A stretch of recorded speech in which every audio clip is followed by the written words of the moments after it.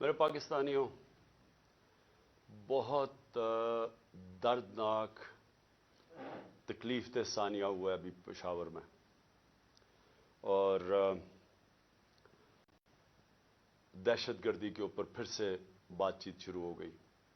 ایک وقت پہ بہت بڑا موضوع تھا دہشت گردی، اور پھر آہستہ آہستہ نیچے گیا اور اب پھر چند مہینوں سے پھر سے اوپر آ گیا۔ تو میں نے اس لیے کہا کہ پہلے تو میں اپنی قوم سے بات کرنا چاہتا ہوں، لیکن سب سے پہلے دہشت گردی کے اوپر، اور خاص طور پہ جو پختونخوا کی پولیس ہے، ماضی میں بھی یہ قربانیاں دیتے رہے۔ جب ہماری 2013 میں حکومت آئی تو تقریباً 700 پولیس والے شہید ہو چکے تھے، اور وہ میں اس کے اوپر ابھی بعد میں بات کروں گا۔ اور پھر ان کی قربانی دیکھ کے تو میں نے سوچا کہ آج میں اس موضوع کے اوپر بات کروں، کیونکہ مجھے افسوس سے کہنا پڑتا ہے کہ اتنا بڑا ثانیہ ہوا ہے اور اس کو پولیٹیکلی ایکسپلائٹ کیا جا رہا ہے، وہ جو میں ابھی آپ کو بعد میں بتاؤں گا۔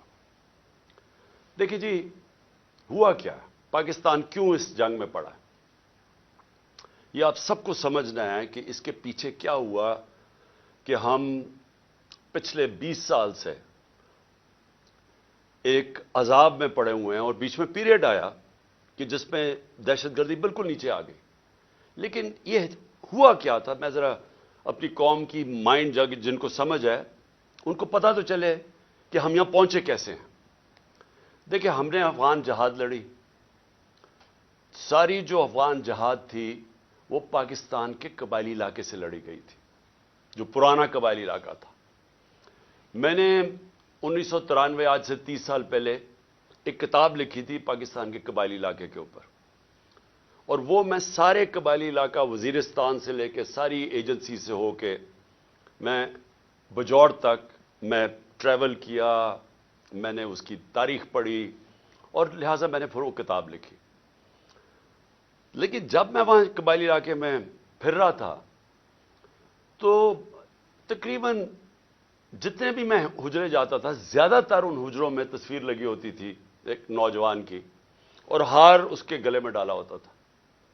تو جب پوچھتے تھے تو وہ بڑے فخر سے کہتے تھے کہ اس نے شہادت لی ہے سوویت یونین ان کی جو فوجوں کے خلاف لڑتے ہوئے افغانستان میں۔ تو یہاں سے مجاہدین بھی جاتے تھے، جو باہر سے ہم نے القاعدہ جیسے گروپس کو بلایا تھا، لیکن یہاں کے لوگوں نے بڑی اس میں شرکت کی، قبائلی علاقے کے لوگوں نے۔ تو جب 2001 کے بعد جنرل مشرف نے فیصلہ کیا کہ ہم امریکہ کی جنگ میں شامل ہوں گے، میں یہ بار بار کہتا ہوں کہ اب پروپیگنڈا سے کسی کی جنگ کو اپنی جنگ بنایا گیا۔ میں تب سے کہتا گیا ہوں کہ یہ ہماری جنگ نہیں تھی، اور اس کی دو وجوہات تھی۔ ایک، ہم نے پہلے کہا کہ افغانستان میں جو بھی فورن آکوپیشن ہوگی، اس وقت سوویت یونین تھی، ان کے خلاف لڑنا جہاد ہے۔ قوم نے بھی قبول کیا، ہم نے شرکت بھی کی، اور مجھے افسوس سے کہنا پڑتا ہے ہمیں پیسے بھی، ڈالرز بھی آئے اس سے۔ لیکن جب 2001 میں امریکہ اس کے بعد فیصلہ کرتا ہے افغانستان آنے میں، اور اب ہم اپنے لوگوں کو کہہ رہے ہیں، اپنی قوم کو بھی کہہ رہے ہیں، اور وہ لوگ جنہوں نے شرکت کی تھی افغان جہاد میں، وہ گروپس اور پھر وہ قبائلی علاقہ کے اندر جو لوگوں نے جس طرح میں نے آپ کو بتایا شہادتیں ہوئی اس افغان جہاد میں، اب ان کو کہہ رہے ہیں کہ نہیں جی، اب یہ دہشت گردی ہوگی اگر امریکیوں کے خلاف آپ فورن آکوپیشن کے خلاف آپ لڑیں گے۔ اس کا ایک سب کو پتا تھا کہ اس کا ایک بیک لیش آنا ہے، اس کا رد عمل آنا تھا۔ اور جب میری آپ سٹیٹمنٹس میں 2003 میں نیشنل اسمبلی میں بھی بولا، جب پاکستان نے فیصلہ کیا، جنرل مشرف نے اپنی پہلی دفعہ 1948 کے بعد جب قائد اعظم نے حکم کیا تھا کہ پاکستان کی فوج قبائلی علاقے سے واپس لے آؤ، یہ پہلی دفعہ جب مشرف نے فوج بھیجی وہاں 2003 میں، تو میں نے اسمبلی میں تقریر کی اور کہا کہ اگر آپ تاریخ پڑھ لیں قبائلی علاقے کی، اب کبھی یہ حماقت نہ کرتے، کیونکہ ہماری وہ فورس تھی وہاں، ہمیں کوئی فوج بھی نہیں رکھنے کی ضرورت تھی۔ وہاں پرامن علاقہ تھا، پاکستان سے بہت زیادہ قبائلی علاقہ پرامن تھا۔ جب فوج بھیجی، وہاں سے ہمارے مسئلے شروع ہوئے۔ وہ لوگ ان میں سے جن لوگوں نے شرکت کی تھی جو سمجھتے تھے کہ یہ امریکہ نے بڑا غلط کیا ہے افغانستان میں آ کے، وہ لوگ ادھر بہت بڑی ایک غصہ آیا. ان کو تو نہیں آپ کنونس کر سکتے کہ اب یہ جہاد نہیں دہشت گردی ہے. 2002 کا الیکشن ہوتا ہے، اور اگر کسی کو شک تھا کہ یہ سارا جو پشتون علاقہ ہے یہ بڑا ناراض تھا کہ امریکہ جب افغانستان گیا، تو سارے 2002 کے اندر پشتون علاقے نے ایم ایم اے کو ووٹ دی، کیونکہ ایم ایم اے واحد پارٹی تھی جو کہہ رہی تھی کہ بہت برا ہوا. دوسرا خیر میں تھا، میری تو پارٹی چھوٹی سی تھی. ہم کہتے رہے اور یہ ایم ایم اے بھی کہتے رہے کہ یہ بڑا غلط کیا امریکہ نے، کیونکہ افغانستان کے لوگوں کو کلیکٹو پنشمنٹ دینے کی کیا ضرورت تھی. القاعدہ ایک گروپ تھا، لیکن ایک پورے قوم کو سزا دینا تو ایک بڑا ایک اس کے خلاف پاکستان کے اندر بھی بڑا عوام نے یہ پسند نہیں کیا، اور کافی غصہ تھا لوگوں میں، خاص طور پہ پشتون بیلٹ میں، کیونکہ وہ انہوں نے کنیکشن جو پشتون اس طرف ہے اور اس کا دوسری طرف قبائلی علاقے کا تو بارڈر ہی کوئی نہیں ہوتا تھا. ڈیورن لینڈ تو تھی کچھ نہیں، تو وہاں سے تو آمد و رفت رہتی تھی دونوں طرف. تو اس کا ایک ری ایکشن آیا، اور ری ایکشن عوام نے پشتونوں نے بتا دیا 2002 میں کہ وہ اس جنگ کے خلاف ہے. انہوں نے ایم ایم اے کو ووٹ دی، کیونکہ دونوں پارٹیز تو ڈرتی ہیں، بات ہی نہیں کرتی تھی امریکہ کے خلاف. یہ تو امریکہ کو اپنا وہ آقا مانتی ہیں، تو یہ تو بولی نہیں. تو جو بول رہی تھی پارٹی ایم ایم اے، ان کو قوم نے ووٹ دی، سارے پشتونوں نے. تو پتہ چل گیا کہ قوم کدھر کھڑی ہے. اب وہاں سے شروع ہوئی، جیسے جیسے ہم پڑھتے گئے امریکہ کی جنگ میں، وہ پھر وہاں دہشت گردی، اس کا ری ایکشن آتا گیا. انہوں نے پاکستان کے خلاف جو پھر پہلی دفعہ 2004-05 میں ہم نے ٹی ٹی پی کا نام سنا. یہاں تو کوئی ملیٹنٹ طالبان نہیں تھے. جو جنگ لڑی تھی، جو اس طرف مجاہدین اور طالبان نے انہوں نے لڑی تھی سوویٹس کے اگینسٹ، تو یہاں تو کوئی ملیٹنسی نہیں تھی. تو آہستہ آہستہ پاکستان میں یہ دہشت گردی اور ملیٹنسی بڑھتی گئی. اور مجھے افسوس سے کہنا پڑتا ہے کہ میری طرح کے لوگ جب کہتے تھے کہ یہ بڑا غلط ہو رہا ہے، پاکستان کو نقصان ہو رہا ہے، مجھے طالبان خان کہا گیا. میں جب وہ امریکنوں کی جو افغانستان میں وہ کر رہے تھے، اس کو بار بار میں کہتا گیا کہ کوئی ملٹری سولوشن نہیں ہے، کیونکہ افغانستان کی اگر آپ تاریخ آپ پڑھ لیں تو آپ کو پتہ چلے گا کہ وہ کسی باہر والے کو ایکسیپٹ کرتے ہی نہیں ہیں. تو ادھر بھی کہتے گئے، تو وہاں اینٹی امریکن کا اور ہر قسم کی باتیں کی گئی. لیکن جو لوگ اس علاقے کو جانتے تھے، سب کو پتا تھا کہ یہاں جتنا آپ ادھر پڑھیں گے، ادھر مشکلات ملک کے لیے بڑھتی جائیں گی. اب میں آتا ہوں کہ یہ پھر فاسٹ فارورڈ کر لیں. اچھا، اس سے پہلے میں کہوں گا ڈرون اٹیکس ہونے شروع ہو گئے، اور یہ 2006 سے ڈرون اٹیک 4 سے 5 سے آہستہ آہستہ بڑھتے گئے. ڈرون اٹیکس کیا ہوتا تھا کہ وہاں جا کے اٹیک کرتے تھے قبائلی علاقے میں، وہاں زیادہ تر بے قصور لوگ مارے جاتے تھے. وہ کیا بدلہ کس سے لیتے تھے؟ وہ آ کے پاکستان کی سیکورٹی فورسز، پولیس کے خلاف بدلہ لیتے تھے. تو اس لیے میں نے ایک بہت واحد پولیٹیکل پارٹی جس نے ڈرونز کے خلاف دھرنا کیا، ہم نے پوری کیمپین کی، وزیرستان مارچ کی دھرنوں کے خلاف، یہ ڈرون اٹیکس کے خلاف. باقی یہ پارٹیز چپ کر کے بیٹھی ہوئی تھی اور ڈرتے تھے. آپ کو پتا ہے ان کے تو پیسے باہر پڑے ہوئے ہیں، تو وہ تو ڈرتے ہیں بولتے ہوئے. جب آپ کی دولت وہاں باہر پڑی ہو تو خوف آتا ہے ان سے. اس کے بعد کیا ہوا؟ ہماری گورنمنٹ آ گئی، پختونخوا میں گورنمنٹ آئی 2013 میں. ہماری پولیس بری طرح ان کی کیجولٹیز ہوئی تھی، وہ ڈیمورلائز تھی. ہم نے پولیس کے اوپر پوری ریفارمز کی گئیں.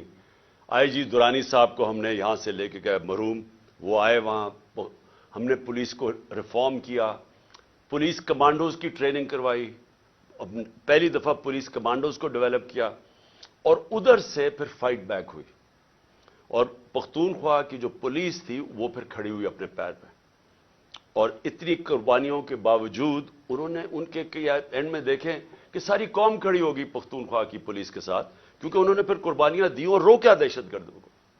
لیکن اصل میں دہشت گردی لڑی جاتی ہے انٹیلیجنس ایجنسی سے، اور قوم کی سیکورٹی فورسز لڑتی ہے. اور قوم کی سیکورٹی فورسز نے اینڈ میں قربانیاں دی. پتہ نہیں 6000 ہمارے فوجی شہید ہو گئے، اور ٹوٹل پاکستان کی 80,000 پاکستانی اس جنگ میں ہلاک ہوئے.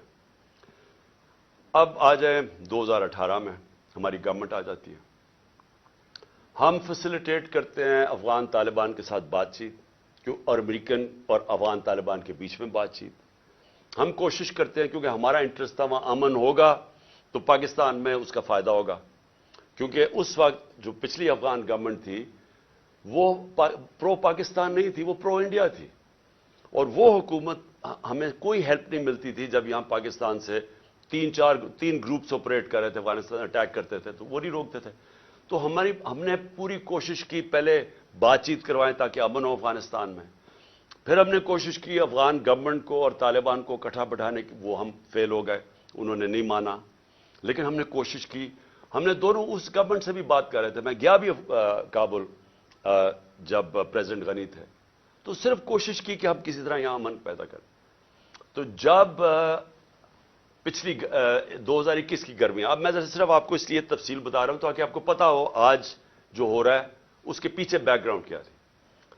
2021 میں گرمیوں میں مجھے خوف آنا شروع ہو گیا جب امریکہ نے ڈیٹ اناؤنس کی وڈرال کی افغانستان میں. مجھے خوف آنا شروع ہو گیا کہ یہاں خانہ جنگی ہوگی افغانستان میں. اور ہماری ISI نے ہمیں پوری بریفنگ دی کہ 3 لاکھ فوج ہے افغانستان کی, اور جیسے ہی وڈرا اگر یہ جب امریکہ جائیں گے تو یہ 3 لاکھ فوج اور 60-70 ہزار صرف طالبان ہیں, تو یہاں تو خانہ جنگی شروع ہو جائے گی. تو ایک خوف تھا کہ جب وہاں خانہ جنگی شروع ہوگی تو اس کا فال آؤٹ پاکستان میں بھی آئے گا. ایک یہ خوف تھا کہ امریکہ ہمیں ہمارے پہ سینکشنز لگا دیں, کیونکہ وہ پہلے ہی کہہ رہے تھے کہ پاکستان کی وجہ سے ہم نہیں جیتے افغانستان میں. وہ پاکستانی انٹیلیجنس ایجنسیز کو بلیم کرتے تھے کہ وہ طالبان کے خلاف اس لیے کامیاب نہیں ہو کیونکہ پاکستان ان کی مدد کر رہا تھا. تو ڈر یہ تھا کہ ایک دفعہ سول وار شروع ہو گئی تو انہوں نے سارا ملبہ ہمارے پہ ڈال دینا.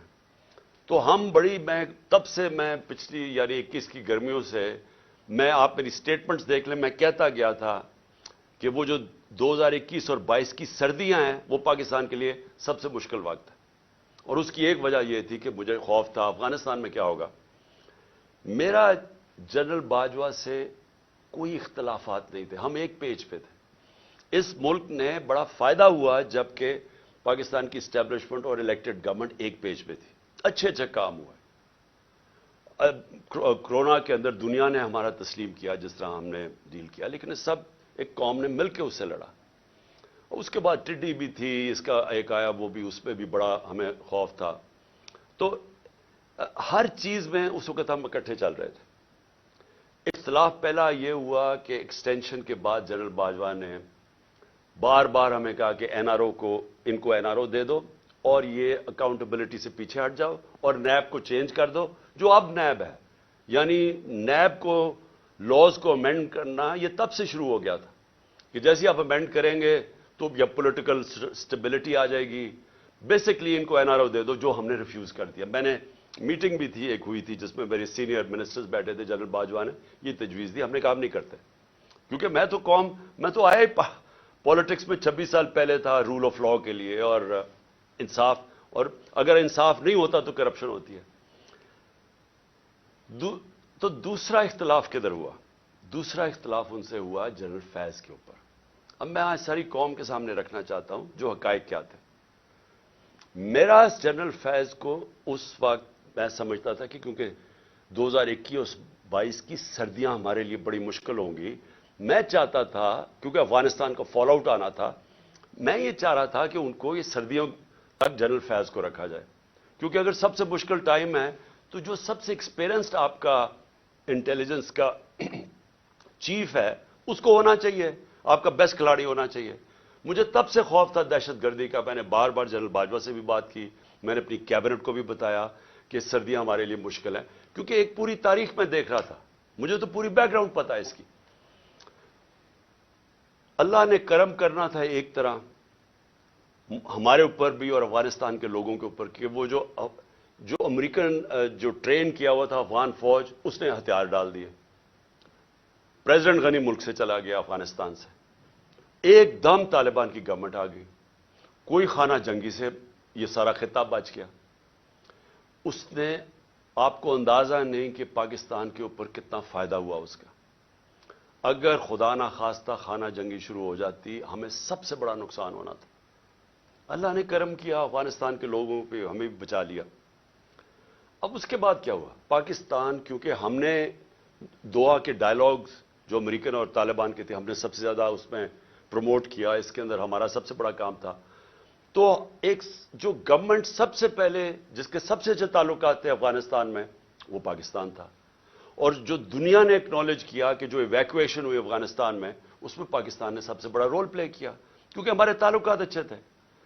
اور پھر شاہ محمود قریشی کو میں نے وہاں بھیجا, انہوں نے ان سے میٹنگز کی. ہماری کوشش یہ تھی کہ 2500 کلومیٹر کا ہمارا بارڈر ہے افغانستان کے ساتھ.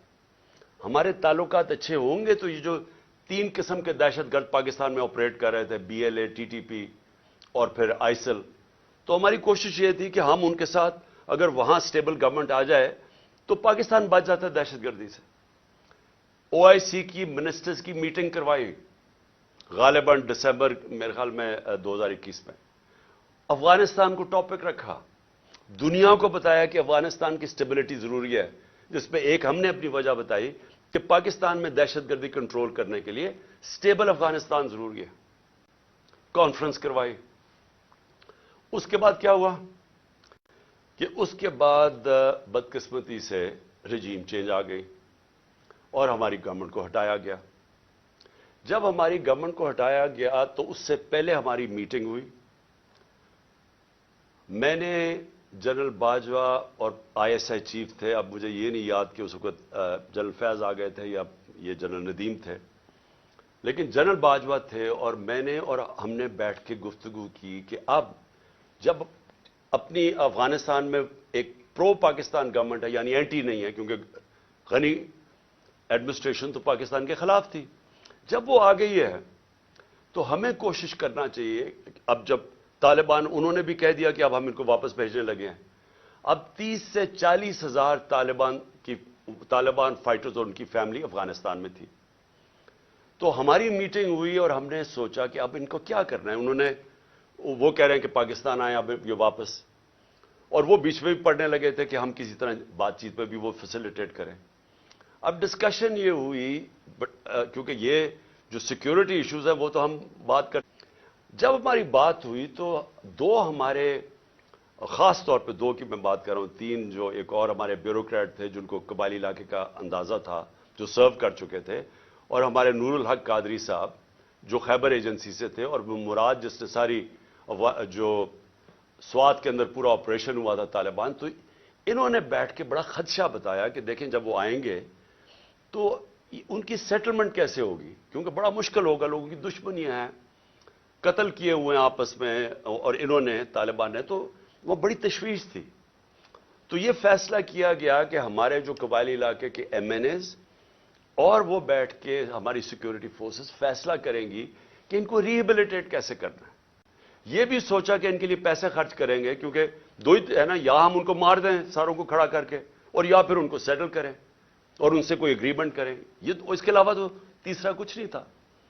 تو ہم نے ان سے یہ بات ہوئی, اور وہ بدقسمتی سے بات آگے بڑھی نہیں, کیونکہ اور چیزیں آ گئیں, اور آپ سب جانتے ہیں رجیم چینج کے اندر اور چیزیں آ گئیں. اس کے بعد ہماری گورنمنٹ چلی گئی. 2022 کی جون کے اندر ملاکنڈ کے اندر مسئلہ آ گیا, سوات کے اندر ایک دم طالبان کی وہاں کوئی آیا, اور وہ عوام کھڑی ہو گئی, ان کو بڑا کہ پھر سے وہی حال ہونے لگا جو کہ پہلے تھا, جدھر سوات کے لوگوں نے بڑی مشکل وقت گزارا. تو تب تشویش ہوئی, اور میں نے جون کے اندر پھر میٹنگ کی اپنے پختونخوا کے MNAs اور MPs کے ساتھ, KP ہاؤس کے اندر اسلام آباد میں میٹنگ کی, اور ان کو سب خدشہ تھا کہ یہ ایک نیا فینومینا پھر آ رہا ہے. یہ جو طالبان آ رہے ہیں وہاں سوات کے اندر جو ہو رہا ہے, اور پھر لیٹرز لوگوں کو آنے شروع ہو گیا کہ پیسے کے, اور پھر ہمارا ایک MP تھا, اس کو گولیاں لگیں وہاں دیر کے اندر. تو سب سے میٹنگ ہوئی, اور ان کو خوف تھا کہ یہ ہو کیا رہا ہے. اور پھر ہم نے, کیونکہ ہماری گورنمنٹ تھی KP میں, ہم نے انہیں کہا کہ آپ بات کریں وہاں کے کور کمانڈر سے, اور کوئی اگریمنٹ کریں کہ یہ کیا ہو رہا ہے, یہ فینومینا کیا ہے, کیونکہ سمجھ نہیں آ رہی تھی. لیکن اس گورنمنٹ نے کوئی ان کو سمجھ نہیں تھی کرنا کیا ہے, نہ ہی ان کی کوئی توجہ تھی وہاں. انہوں نے جب جون میں وہاں سے خدشہ ہوا کہ یہ ہو رہا ہے, یہ کیا فینومینا ہے, کیونکہ بارڈر تو گورنمنٹ کے ہاتھ میں نہیں ہے پختونخوا کے. تو ان کے اندر کوئی کسی کو نہ سمجھ تھی نہ کسی کا انٹرسٹ تھا. عجیب عجیب سی ان کی مزاحیہ سٹیٹمنٹس آئیں اور وہ ایشو وہیں کا وہیں رہ گیا. اب یہ ایشو آہستہ آہستہ بڑھنا تھا اور اب جدھر یہ پہنچ گیا ہے مجھے اب ہوا کیا. جب پولیس پہ جب یہ اٹیک ہوا مسجد کے اندر تو ابھی وہ لوگ وہ بیچارے جو میں پھر سے آج سب کے سامنے ہم سب کو تکلیف ہے کہ جو جس طرح کی ہم نے وہ سینز دیکھے ہیں اور جس طرح وہ پولیس والوں کے اوپر ایک غصہ اور ایک غم طاری ہوا تھا وہ ہم نے دیکھا سب نے. تو سوال ابھی یہ پوچھا جائے کہ گورنر کے پی نے ابھی تو لوگوں قبروں میں دفن بھی نہیں کیا. ابھی تو لوگ تکلیف میں ہیں. ابھی تو انالیسس ہی نہیں ہوا کہ یہ ہوا کیا ہے. گورنر کے پی خط لکھ دیتا ہے کہ جی الیکشن کو ڈیلے کیا جائے, ملک صوبے کا صورتحال ٹھیک نہیں ہے. اب میرا یہ سوال ہے کہ جو لوگ یہ اب سمجھ رہے ہیں کہ یہ جو دہشت گردی بڑھائی جا رہی ہے اور جو پہلے سے بھی یہ پی ٹی آئی کی گورنمنٹ کے خلاف ہے اور یہ الیکشنز کو متاثر کر رہی ہے اور یہ الیکشنز ڈیلے کرنے کے لیے, تو گورنر نے تو خط سے یہی اسی طرف لوگوں کو جس کا نہیں بھی سوچ تھا وہ ادھر چلی گئی ہے. کیا یہ عقل ہے کہ جب تک آپ نے پوری طرح دیکھا ہی نہیں اور پتہ ہی نہیں آپ کو سیکیورٹی سچویشن کیا ہے, سیدھا بیٹھ کے کہہ دیا کہ الیکشن ڈیلے کرو. جو پرو گورنمنٹ کے تجزیہ نگار ہیں وہ بھی شروع ہو گئے کہ جی الیکشن ڈیلے کیا جائے. تو کچھ تو سوچ لیں کہ لوگوں کے اندر جدھر پہلے ہی خدشات ہے, ایک ٹرسٹ ڈیفیسٹ ہوا ہے کے پی کے اندر. پختونخوا کے لوگوں کو اعتماد چلا گیا ہے کہ یہ دہشت گردی ہے کیا. ہم سب جانتے ہیں کہ پی ٹی ایم کے کیا نعرے ہیں, اور جب پہلے سے خدشے ہیں تو یہ گورنر سٹیٹمنٹ دے رہا ہے کہ جناب الیکشن ڈیلے کر دیں. تو میرا سب سے بڑا سوال اب یہ کہ آج میں اس گورنمنٹ اور ان کے لوگوں سے پوچھنا چاہتا ہوں کہ جو ہمیں ذمہ دار ٹھہرا رہے ہیں, میں یہ پوچھنا چاہتا ہوں کہ میں اس کا تو جواب دے سکتا ہوں جب ہم اقتدار میں تھے. جب ہم اقتدار میں نہیں ہیں یہ کہنا کہ کیونکہ اس دور میں انہوں نے یہ کیا تو آج یہ ہو گیا. سوال یہ ہے کہ ہمارے دور میں کیوں نہیں ہوا. 2013 سے ہماری گورنمنٹ تھی پختونخوا جو سب سے بڑا صوبہ جو تباہی مچی. 2013 سے 18 تک ذرا دہشت گردی دیکھ لیں کہ پختونخوا میں کتنی ہوئی ہمارے دور میں, اور 2018 سے اب تک ہماری جب گورنمنٹ تھی مجھے یہ بتا دیں کتنی دہشت گردی تھی.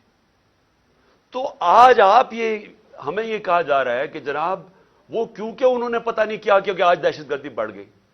یہ بالکل اس لیے اسی طرح ہے جس کے اوپر ابھی میں اس کے بعد آؤں گا کہ جناب انہوں نے پتہ نہیں آج جو معاشی بحران آ گیا اور جو تباہی مچ گئی ہے پاکستان میں, جو لوگوں کی امید ہی ملک سے چلی گئی ہے, جو معاشی حالات ہیں, تو وہ کہہ رہے ہیں کہ جی وہ ہماری وجہ سے ہوا ہے. ہم اس کے ذمہ دار ہیں جو ہمارے دور میں ہوا ہے. جب ہم پاور میں نہیں ہیں ہمارے سے کیوں جواب پوچھ رہے ہیں. میں آج پھر سے میں بار بار کہتا رہوں گا, مجھے ان کا پتہ تھا کہ یہ نااہل اور کرپٹ لوگ, انہوں نے تو 30 سال حکومت کی اور ملک کو یہاں پہنچایا ہے. اور اب یہ کہنا کہ یہ جو جنرل باجوہ کی سوچ تھی کہ اب آ کے یہ ملک ٹھیک کر دیں گے, جو 17 سال میں سب سے بہتر پاکستان کی اکنامک پرفارمنس تھی, اس اکنامک پرفارمنس کے اوپر رجیم چینج کر کے ان کو لے آئے. میں بار بار جنرل باجوہ کو کہتا رہا اور میں نے واضح طور پہ شوکت ترین کو بھجوایا. میں اس لیے آپ کو کہوں گا کہ ہمیں پتا تھا یہ کیا ہونا ہے. میں ان کو جانتا ہوں 30 سال سے جو انہوں نے کیا پاکستان کے ساتھ. یہ جو قرضے چڑھے ہوئے ہیں جب سے یہ آئے ہیں, ذرا دیکھیں انہوں نے, یہ امیر ہوتے جاتے ہیں ملک مقروض ہوتا جاتا ہے. تو انہوں نے ملک کیسے ٹھیک کرنا تھا؟ جو ملک کو تباہی کی طرف لے کے جائے وہ ملک ٹھیک کیسے کر سکتا ہے؟ ان کے یہ جو نون لیگ کی 99 یہ گورنمنٹ چھوڑ کے گئے ہیں, ذرا دیکھ لیں کہ کیا حال تھا پاکستان کی معیشت کا, اور اب یہ جو 2018 میں چھوڑ کے گئے تب دیکھ لیں کیا حال تھا. تو اب ان کو جب ہمیں ہٹا کے ان کو لے کے آئے, انہوں نے اب ٹھیک کر دینا تھا ملک. چلتی ہوئی معیشت جو 17 سال میں اس کی گروتھ ریٹ یعنی جو اکانومی میں دولت میں اضافہ ہو رہا تھا 5.7 اور 6%, آخری 2 سالوں میں کرونا کے باوجود. کرونا کا بھی میں بار بار آپ کو اس لیے یاد کرواؤں گا, یہ دنیا کے اندر اتنا بڑا ثانیہ صدی میں ایک دفعہ آتا ہے. اور دیکھیں گے پاکستان کیسے نکلا اس میں سے، اور پھر اپنے لوگوں کو، معیشت کو، سب کو بچا لیا، غریبوں کو بچا لیا۔ اور ہم جب وہاں سے جب اس کو بتایا جنرل باجوہ کو کہ یہ نہ کامیاب ہونے دیں، اور اس لیے کامیاب نہ ہونے دیں کیونکہ یہ نہیں سنبھال سکیں گے، اور وہی ہوا، جیسے ہی آئے ملک نیچے جانا شروع ہو گیا۔ مجھے بتائیں کون سا اتنا بڑا عذاب آیا تھا؟ کیا چینج آیا کہ دہشت گردی بھی اسپانوں میں چلی گئی اور یہ معیشت بھی زمین پہ چلی گئی؟ کون سا چینج آیا تھا؟ یعنی کوئی مجھے سمجھائے کہ ہمارا تو مسئلہ بنا ہوا تھا، تیل پہنچ گیا تھا 110 سے $115 بیرل، اب وہ آگے ابھی اوپر ہی بھی ہے تو $85 کا ہے۔ تو جب اصل تو مہنگائی تیل کی وجہ سے آتی ہے جو آپ امپورٹ کرتے ہیں، تو ہم نے تو جو انرجی کی قیمتیں وہ بھی اوپر گئیں، کموڈٹی سپر سائیکل جس کو کہتے ہیں اس کو بھی گزارا۔ 2.5 سال ہم IMF کے نیچے تھے، IMF کے پروگرام سے بھی گزرے۔ اس کے باوجود اگر ہم یہ پاکستان کی دولت میں اضافہ کر سکتے ہیں، انڈسٹری بھی گرو کر رہی تھی، کسان بھی خوش تھا، سروسز بھی اوپر جا رہی تھی، فیوچر ٹیکنالوجی اس میں گروتھ آ گئی تھی، ہمارے ٹیکس کلیکشن بڑھ گئے تھے، ہمارے record tax collection, overseas Pakistani کو اعتماد تھا ہمارے پہ، وہ ریمیٹنسز ریکارڈ بھیج رہے تھے $31 ارب کی، تو یہ آتے ساتھ ہی آج نیچے کیسے پہنچ گئے؟ یہ ہونا ہی تھا۔ اور میں آپ کو صرف یہ بتانا چاہتا ہوں کہ آج ہم کدھر جا رہے ہیں۔ میرے سے وہ چیزیں پوچھے جب میں اقتدار میں تھا، اگر یہ نہ ہٹاتے پھر ہم ذمہ دار تھے۔ اگر یہ نہ سازش کر کے، یہ جو شہباز شریف اب بولتا پھرتا ہے، کیوں آپ نے سازش کی تھی کہ اگر آپ کو اتنا خوف تھا، ہماری تیاری نہیں تھی، ملک کے حالات بہت برے تھے، ہمیں رہنے دیتے، 1 سال، 1.25 سال، 1.5 سال رہ گیا تھا، ہم ذمہ دار تھے۔ پھر ہم اس کے ذمہ دار کیسے ہو جو آپ آ کے ملک کا بیڑا غرق کر کے رکھ دیا ہے، ہر طرح ملک نیچے لے گئے ہیں۔ مجھے یہ ذرا یہ سمجھائیں کہ 90 روپیہ گرا ڈالر کے مقابلے میں، 90 روپے، کیا اس کے ہم ذمہ دار ہیں؟ یعنی کیا آپ مجھے صرف یہ سمجھا دیں کہ یہ جسٹیفائی کیسے کرتے ہیں کہ 90 روپے ڈالر کے مقابلے میں کم ہو گیا؟ 90 روپے پاکستان کی دولت، لوگوں کے پیسے کے اندر کمی آ گئی ہے۔ یعنی جب آپ ڈالر اوپر جاتا ہے تو آپ کے روپے کی جب قیمت نیچے جاتی ہے تو آپ کی خریدار کی قیمت نیچے چلی جاتی ہے، اس سے جو چیز آپ باہر سے امپورٹ کرتے ہیں وہ سب مہنگی ہو جاتی ہیں۔ اور اس کا جب اثر آئے گا، جب 90 روپے آپ گراتے ہیں، آپ گرتا ہے کہ آپ کی نااہلی کی وجہ سے، اس کا اثر کدھر آ رہا ہے؟ ہر شعبے پہ اس کا اثر آ رہا ہے۔ سب سے پہلے مہنگائی، آج لوگوں کا سب سے بڑا مسئلہ مہنگائی بن چکا ہے۔ لوگ، تنخواہ دار لوگ آج سوچتے ہیں کہ ان کی تنخواہ میں کیسے گزارا ہوگا، اور ابھی پوری مہنگائی آئی نہیں ہے، ابھی تو اثر یہ جو آخری 35 روپے گرے ہیں، ابھی اس کا اثر نہیں آیا۔ ابھی تو جو پٹرول اور تیل کی قیمتیں بڑھی ہیں، جو انہوں نے پٹرول اور ڈیزل بڑھایا ہے 35 روپے لیٹر، ابھی یہ اور بڑھنا ہے، کیونکہ جو روپیہ گرا ہے اس کا ابھی آپ کو اثر آئے گا، کیونکہ جو باہر سے چیزیں مہنگی ہوں گی۔ اور یہ کیسے مجھے بتا سکتے ہیں کہ 16 ارب ڈالر کے ریزرو چھوڑ کے گئے تھے، آج 3 ارب ڈالر کے تقریباً رہ گئے؟ تو کیا اس کی 9 مہینے میں یہ ہوا ہے؟ تو پھر سے میں کہتا ہوں کون سی قیامت آئی تھی کہ ملک کو یہاں پہنچا دیا؟ اور میں عوام کو بتانا چاہتا ہوں کہ ابھی جو مہنگائی ہے ہمارے دور میں، جو کہ عوام کو، لوگوں کو افیکٹ کرتی ہے، اسے کہتے ہیں سینسٹیو پرائس انڈیکس۔ کھانے پینے کی چیزیں جو گھروں میں، آپ کی کچن میں، آپ کو جو عام لوگ، جو سفید پوش، جو تنخواہ دار، جس کو لوور مڈل کلاس کہتے ہیں، جو مزدور ہیں، ان کو سب سے زیادہ افیکٹ کرتی ہے، جس کو کہتے ہیں SPI، سینسٹیو پرائس انڈیکس۔ ہمارے دور میں 16% تھی، آج وہ پہنچ گئی ہے تقریباً 40%، اور یہاں رکنے نہیں لگی، کیونکہ ابھی اس کا پورا اثر آیا نہیں ہے جو روپیہ ہمارا اتنی تیزی سے گرا ہے۔ اس کا مطلب چیزیں جب اور مہنگی ہوتی جائیں گی، یہ لوگوں کے لیے اور مہنگائی بڑھتی جائے گی۔ اس کے بعد یہ صرف یہ یہ تیل اور ڈیزل نہیں بڑھا، اور اس کا بھی اثر آئے گا. گیس بڑھنے والی ہے، بجلی بڑھنے والی ہے. بجلی یہ دگنی کر چکے ہیں، ہمارے جانے کے بعد دگنی اس سے زیادہ بڑھنے والی ہے. اور جو ہمارے قرضے ہیں، 9 مہینے میں ہمارے قرضے کتنے بڑھے ہیں؟ 10,000 ارب روپیہ، 10 ٹریلین روپے ہمارے قرضے بڑھ چکے ہیں جب سے یہ آئے. اور انہوں نے کیا کیا؟ ایک کارنامہ کیا، اپنے سارے کرپشن کے کیسز ختم کر دیے. عوام کا انہوں نے جو حال کیا وہ آپ سب کے سامنے ہے. عوام کو دھکیل دیا ادھر جدھر 8 لاکھ ہمارے پروفیشنلز ملک چھوڑ کے چلے گئے ہیں، امید کھو بیٹھے ہیں. عوام ادھر پسی ہوئی ہے، اور انہوں نے 1100 ارب روپے کے اپنے کرپشن کیس ختم کیے. ان کو نہ فکر تھی دہشت گردی کی، نہ انہوں نے اس کے اوپر ٹائم لگایا. معیشت کی ان کو سمجھ نہیں تھی، اور یہ جو ان کی نااہلی تھی وہ سامنے آ گئی ہے. اور اپنا صرف جدر کامیابی سے جس کام کے لیے آئے تھے، اپنے سارے کرپشن کے کیس ختم کر دیے، جس کو ہم NRO 2 کہتے ہیں. جو ملک سے ایک غداری کی تھی جنرل مشرف نے، جب ان کی چوروں کی بڑی چوری معاف کی تھی 2008 میں، اور ایک یہ دوسری جنرل باجوہ نے یہ جو ان کو NRO 2 دیا ہے، یہ سب سے بڑی غداری ہے کہ آج دروازے کھول دیے ہیں بڑی چوری کے، وائٹ کالر کرائم کے دروازے کھول دیے ہیں. کیونکہ نیب تو انہوں نے ختم کر دی ہے، FIA ختم کر دی ہے. ان کا صرف کام ہے سیاسی انتقام لینا. اور میں جو تیسری آج چیز بات کرنا چاہتا ہوں، 3 چیزوں پہ میں نے آج بات کرنی تھی. پہلے دہشت گردی پہ کہ وہ ہمیں ذمہ دار ٹھہرا رہے ہیں، اور دوسرا یہ معیشت پہ وہ نیچے گئے، وہ ہمیں ذمہ دار ٹھہرا رہے ہیں.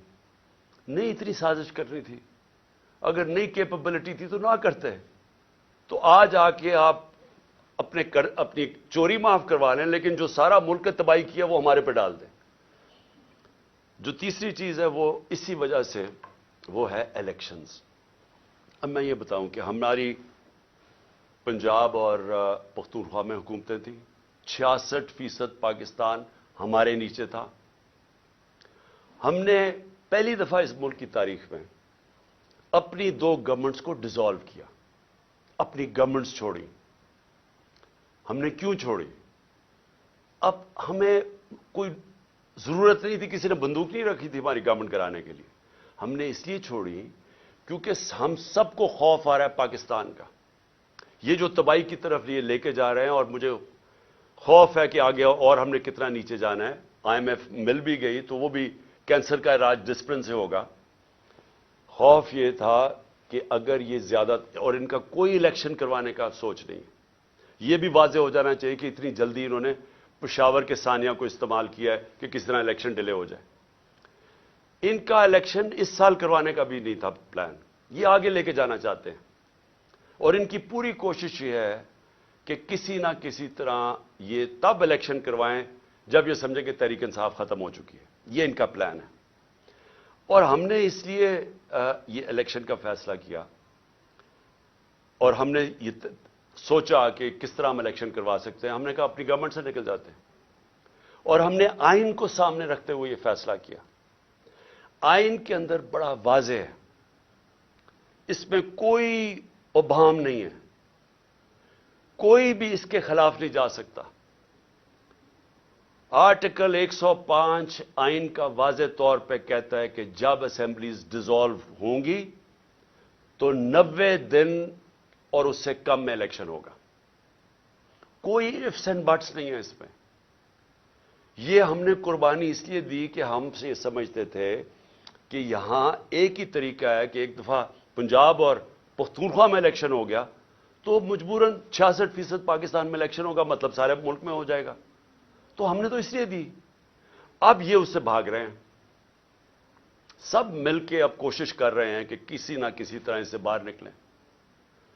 اب میں سارے پاکستانی کو بتانا چاہتا ہوں، اپنی ساری لیگل کمیونٹی کو بتانا چاہتا ہوں، اپنے وکلا اور اپنی عدلیہ کو بتانا چاہتا ہوں کہ جتنا بڑا یہ نقصان پہنچے گا اگر یہ کامیاب ہوگا 90 ڈیز سے آگے لے جانے کی، یہ وہی ہوگا لینڈ مارک جو کہ ایک دفعہ जस्टिस मुनीर ने इस मुल्क के अंदर रूल ऑफ लॉ को ख़त्म करके डॉक्ट्रिन ऑफ नेसेसिटी लेके आए थे। वो कोई नहीं भूला आज तक। कोई वजह नहीं है कि 90 डेज से आगे लेके जाएं। ये कहेंगे कि जी ओहो दहशतगर्दी हो गई। 2013 में दहशतगर्दी नहीं थी, 2008 में दहशतगर्दी नहीं थी, तब क्यों नहीं इलेक्शन आगे किए? और फिर और ये याद रखें कि 2008 के अंदर इलेक्शन इसलिए आगे किए गए थे क्योंकि वहां एक डेमोक्रेटिक सेटअप नहीं था, जनरल मुशर्रफ की गवर्नमेंट थी, इसलिए इलेक्शंस को आगे किया गया था। तो ये जो प्लान कर रहे हैं कि जी किसी तरह उसकी आड़ लेके दहशतगर्दी की इलेक्शन आगे करेंगे, इससे बड़ा जुल्म इस मुल्क में नहीं होगा, क्योंकि इसका मतलब कि वो सेटअप सिर्फ इसलिए रह जाएगा, वो डरा सिर्फ एक रास्ते में कि कहीं इमरान खान और पीटीआई ना जीत जाए। और वो उन्होंने किया कि आइन की वायलेशंस तो भी शुरू कर दिए। सबसे पहले तो एक जो आर्टिकल 105 है, गवर्नर ने क्यों नहीं अनाउंस की डेट अभी तक? ये डायरेक्ट आइन की वायलेशन है। जो भी 90 डेज से आगे लेके जाएगा उसके ऊपर आर्टिकल 6 लगेगा। और दूसरी चीज जो इन्होंने केयर टेकर गवर्नमेंट्स बनाई है, ये बिल्कुल पाकिस्तान के आइन की वायलेशन है।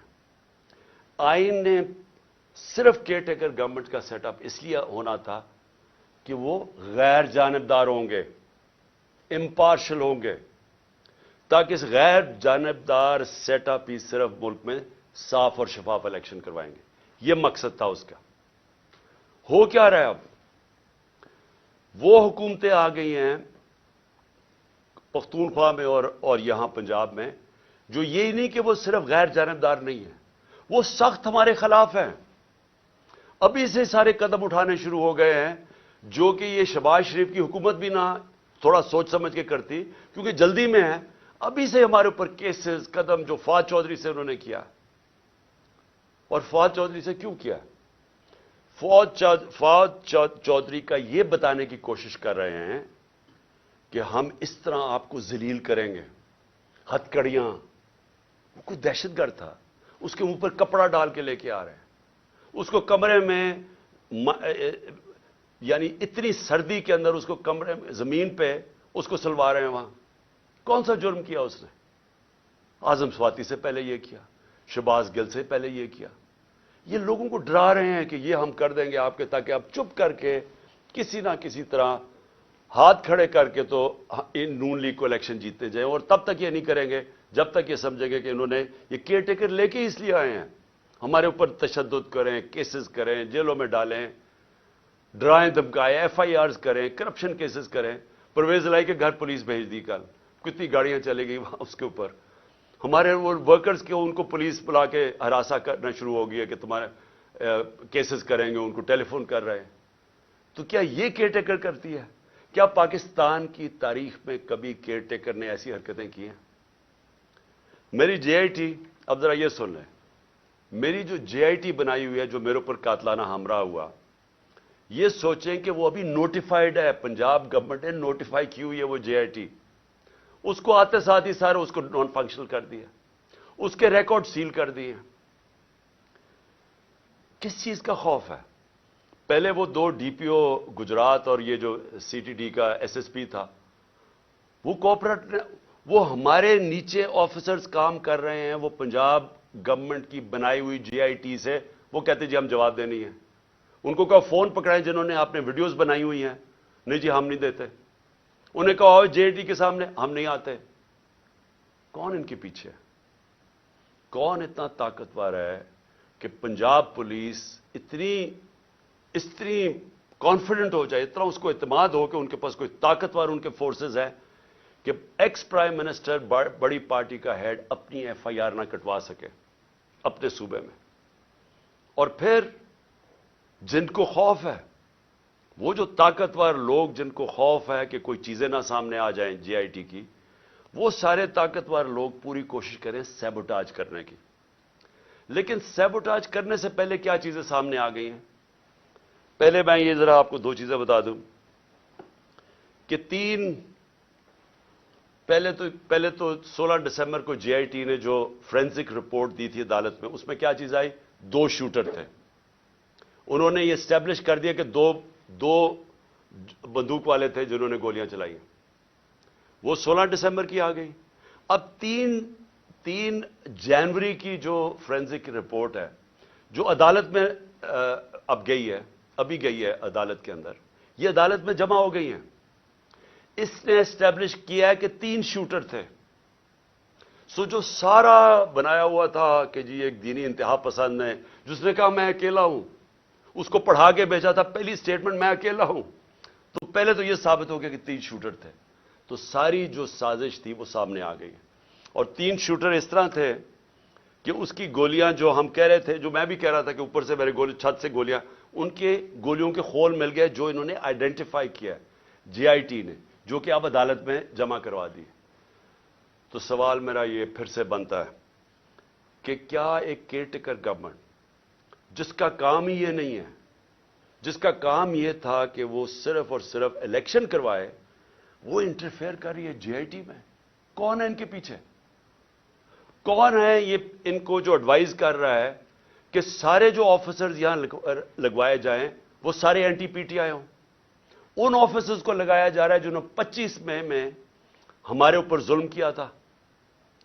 हमने 22, सिर्फ सारी पंजाब की फोर्स से हमने 22 लोगों के नाम दिए थे कि इनको आपको नहीं लगाना चाहिए, ये सख्त हमारे तहरीक इंसाफ के खिलाफ है, इन्होंने हमारे अगेंस्ट एक्शन लिया था। उनमें से 13 को लगा चुके हैं, 22 में से 13 लग गए और बाकी लगने वाले हैं। कौन सी केयरटेकर गवर्नमेंट ने पाकिस्तान की तारीख में यह किया है? और मैं एक और भी बात करना चाहता हूं, क्योंकि ये मेरे ऊपर जो कातलाना हमला हुआ था, एक क़यामत की निशानी आ गई है। आसिफ जरदारी ने मेरे ऊपर हर्जाना कर दिया, डेफेमेशन कर दिए। डेफेमेशन का क्या मतलब होता है? कि मेरी रेपुटेशन को नुकसान पहुंचाया गया है, इसलिए मैं अदालत में जा रहा हूं। आसिफ जरदारी साहब, सबसे पहले जब यह अदालत में केस जाएगा, मैं तो बड़ा शुक्र कर रहा हूं कि आप अदालत में आएंगे, सबसे पहले वो आपसे पूछेंगे क्या आपकी कोई रेपुटेशन है जो खराब हुई है, उसको नुकसान पहुंच सकता है। सारी दुनिया में मजमून आपको दिखाएंगे पहले कि मिस्टर 10% आपका नाम रखा गया था, कि हर चीज के ऊपर पैसे बनाते थे। सिंध के लोगों से पूछें कि क्या जुल्म का निजाम आपने वहां रखा हुआ है। कुरान पे हाथ रख के बताएं कि आपने अब तक कितने लोग मरवा चुके हैं। वो जज का जो नाम आपके ऊपर आता है, बताएं ना लोगों को कि आपने क्या क्या किया अपनी माजी में, किस तरह की दहशत फैलाई हुई आपने सिंध के अंदर। मैं तो शुक्र कर रहा हूं कि मेरे ऊपर हर्जाना करें आप। और फिर क्या ये, जब मैं कह रहा था कि मेरे ऊपर हमला होने वाला है, ये जो जीआईटी की रिपोर्ट के सामने कि एक दीनी इंतहा पसंद के नाम पे मुझे कत्ल करेंगे, तो क्या किसी ने राइटिंग में दिया था कॉन्ट्रैक्ट? मुझे पता चल ही गया था ना कहीं से, तो मैं इसलिए बोल रहा था तब, और जलसों में कह रहा था कि करने वाले हैं। उससे पहले भी एक प्लान बनाया हुआ था, ये प्लान बी बना था, तो कोई मुझे राइटिंग में तो किसी ने नहीं कहा था कि आप सबूत दें जी। मुझे इंफॉर्मेशन मिली थी तो मैंने कहा था, और वो सारी इंफॉर्मेशन साबित हो रही है। ये जो जीआईटी में कवर अप करने की कोशिश हो रही है, ये ताकतवर लोग अपने आप को बचा रहे हैं, इसलिए वो खौफजदा है कि कहीं सच ना सामने आ जाए। और ये जो आसिफ जरदारी आपने जो गेम की है, ये एक स्प्लिटर ग्रुप है दहशतगर्दों का, और मेरी इंफॉर्मेशन इतनी सॉलिड है, वो इतनी सॉलिड है कि वो उसमें जो जो मुझे डिटेल्स पता है कि कौन से वो एजेंसीज के ऑफिसर्स उसके साथ, आपके साथ मिले हुए हैं जिन्होंने प्लान किया है।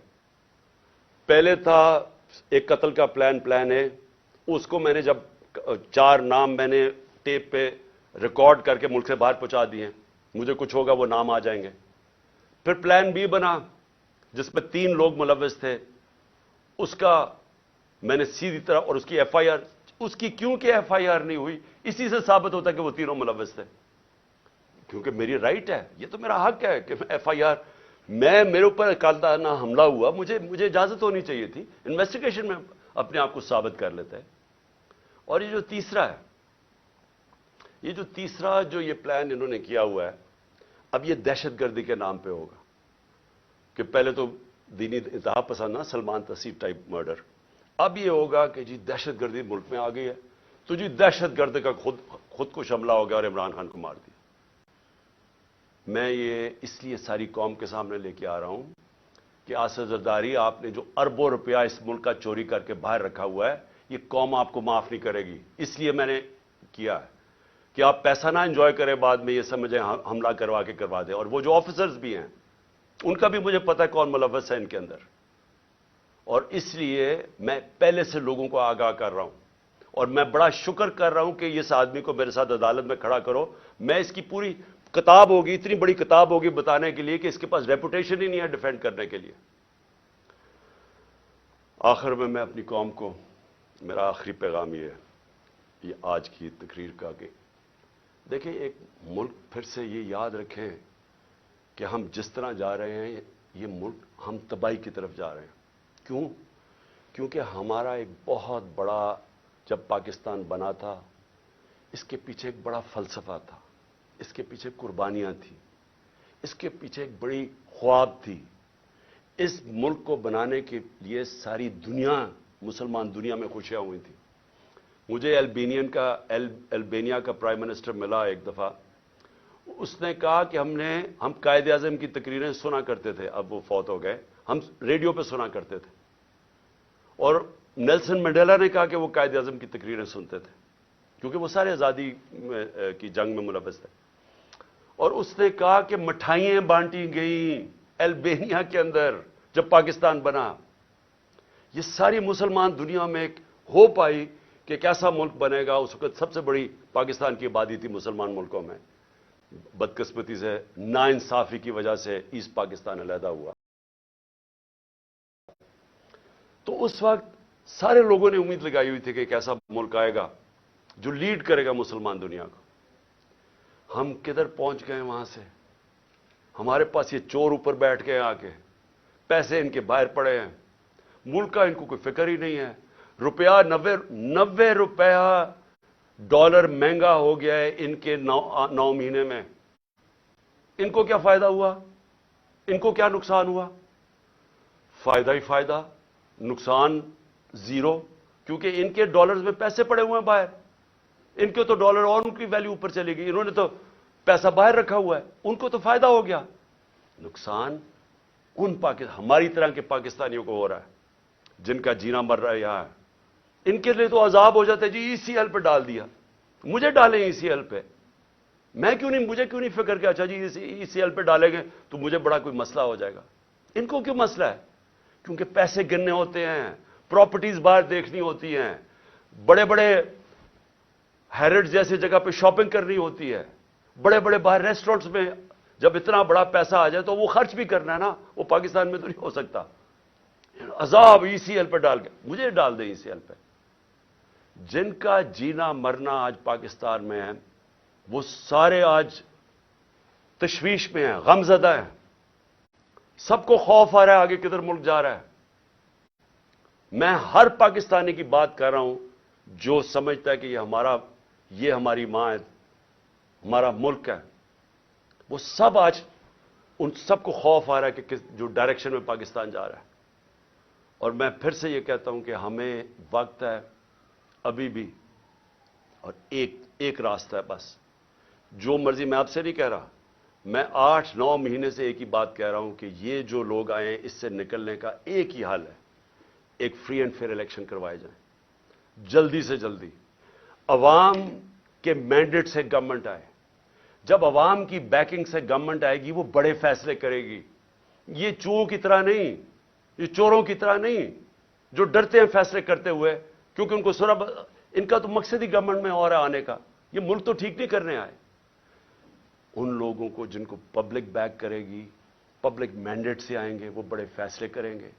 جب وہ بڑے فیصلے کریں گے اس فیصلوں سے یہ ملک نکلے گا اس بحران سے.